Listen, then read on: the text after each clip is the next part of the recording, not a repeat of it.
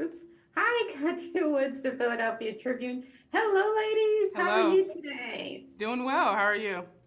Good. I have seen this movie a couple of times now. Oh. And that's a good thing because I really like it. And I feel like I'm learning new things because the first time I'm like, oh, you're like, oh, okay. But as you go into it, and I think like the second or third time, I'm peeling back more and listening to the things that you're saying in between the kikis and the ha-has. And and I think the conversation is so important for us to have as a community. Talk about how timely this film coming out. And we've had some videos about some of these pastors being upset because we're not providing cars and plane trains and automobiles and the bishop getting robbed. Isn't Yeah. it fabulous how your movie is literally in this reality happening and it's colliding? Look, God is always on time. So it's we didn't plan for this to be timely, but apparently it was written. But exactly, it's pretty surreal. But look, we're trying to have a very specific conversation. So if that helps move the conversation forward, we're all for it. We love it. Yeah, because I asked Regina and Sterling, and I go, I need to know who was the person that came up that in order for us to attend church X, Y, and Z, we had to give a certain percentage of our coins. Look, I'm like, who came up with this? I need to know where this was started. Where is this math, the formula? that's what I Because said. I'm like, the average person that they're asking to give this coinage up for is not doesn't have it. Yeah, You know what I they mean? don't have it. They Like, don't have it. where It's did you ever discover like where that came from? Because that's I think the $24 million question. we. No, We I mean I asked know that why question. tithes. I know where tithes exist, but I don't know Yeah. how they got the percentage.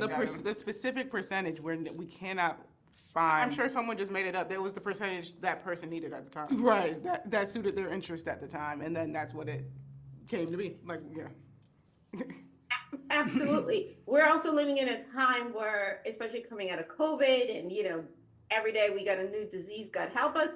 And the studies are showing that why people are looking for community is not just people like I'm Gen X, not just people my age. I think we were already starting to question our relationship with church, not God. But my Right. daughter's Generation Z, and there's a whole generation of kids that are like, I believe in God. I'm a believe in spirituality and all those good things, but they're not going to church Yeah. because of things like this where they know something's not clean in the water. How are you hoping that your film helps have that conversation that we reevaluate what the purpose of churches as well as the relationship between ministry and parishioners? Yeah, well, one, I hope that it kind of makes the institution of the church more reflective of what their purpose is, because I think that they have strayed from that, and that's why we are where we are generationally. Like you said, like Gen X started really questioning, millennials started leaving, and Gen Z just not going at all. You know. So hopefully I hope that the church um, finds itself more open to questioning and having these conversations and transparency, and then I think for us, I think for like congregants. I think it'll be nice. Everyone's journey is their journey. Everyone doesn't need church. I think that's been proven. But if you feel like church is for you, I hope that you find a balance, because it's hard. It's hard to feel like that you yourself cannot be fully yourself within the context of the church, but you still want the church to be a part of your life, if that makes sense. So I hope the film encourages, the aspiration of balance in that respect. Yeah.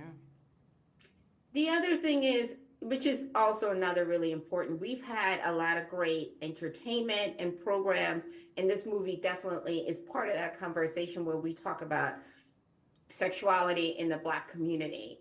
We've all heard terms such as, the choir director. That's just the choir director. They're just so gay. They're just so joyous. Do you know what I mean? Like, we know the person is gay, but we're using every word about to say the person is gay. And what are you hoping in terms of that? Because it's a conversation that is so overdue in our community for us to examine our homophobia, our misogyny, all of those things. What are we doing or not doing? And how are you hoping that we kind of like start saying, hey, what is my hand in not being welcoming to members of the LGBTQIA community, especially Black members, because that experience still is different than white people's experience. I think it's just a breeding ground for disaster and harm. That's how you get Lee Curtis. It really is. It's like, imagine, in my opinion, Lee Curtis truly believes in God, truly believes, maybe to a narcissistic level, that he should be delivering the word to people. But I also think that he recognized very early that he wouldn't be successful in doing that if he were able to be himself. And so he repressed that, and it came out in very harmful ways. And that's not to say that there wouldn't be some sort of misbehavior if he was able to be himself. But we foster, I feel like the church often fosters this dynamic of shame and secrecy, and that it just breeds awfulness. You know what I mean? Like, nothing good can come out of encouraging people to believe that being who they are and what makes them happy is inherently bad. Nothing good can come out of that. Yeah. Agreed. And we also have to look at, Regina's part, you know what I mean? Where you're like, there's so much discussion from Black women about being submissive and why aren't we just blind followers, and the list goes on. And here you see a woman, and I love that in that conversation with her mother, you're giving her space to say what we're kind of thinking watching it, where she's like, her mother's like more or less saying, why are you in this marriage? You know what I mean? And she is like, I love this man, and know it's not perfect, but I made a vow and we're in this together. What are you hoping in terms of that? Because I feel like a lot of us were raised with that, but we also were not taught to say, well, if it's unhealthy for me, that ain't it. I think we're hoping that's exactly what we're trying to say, is that, like, I think because of, Christianity, a myriad of religions, but, Christianity is what we're discussing, and in our faith, we're taught that you don't leave a marriage, like you make it work. And I think we want to dismantle that. I think that doesn't make you any less of a woman of God if you feel like this man and this marriage no longer serves you. So you don't stay to your detriment. That serves no one. Yeah, I think you can fix an unhappy marriage probably, and I guess maybe take this with a grain of salt. I ain't never been married, but I think you can fix an unhappy relationship. There's something to get back to, but I think there's a difference between being unhappy and unhealthy. Yeah. And when it's unhealthy for you, there's no reason to stay. Yeah, there's also you also don't have to get to the unhealthy part to be like, this no longer serves me. Oh no, You can see the unhealthy part coming. Yeah. You can just be like, you know what, this is not fun anymore. I'm out. If you want to. That's maybe very millennial of us, but Yeah. divorce him, sis. Break up with him, I don't think sis. it's millennial of it. I think it's womanhood. Yeah. It's something I hope that I taught my daughter to be like, don't stay in something just to stay in it. You know what I mean? Yeah. But I appreciate you ladies so much, and I sincerely hope that as we're watching this as a community, that we do have these conversations and get to a better place. Absolutely. That's what we're hoping for. So we just want to have a Thank you conversation. so much. Thank Have you. a blessed day.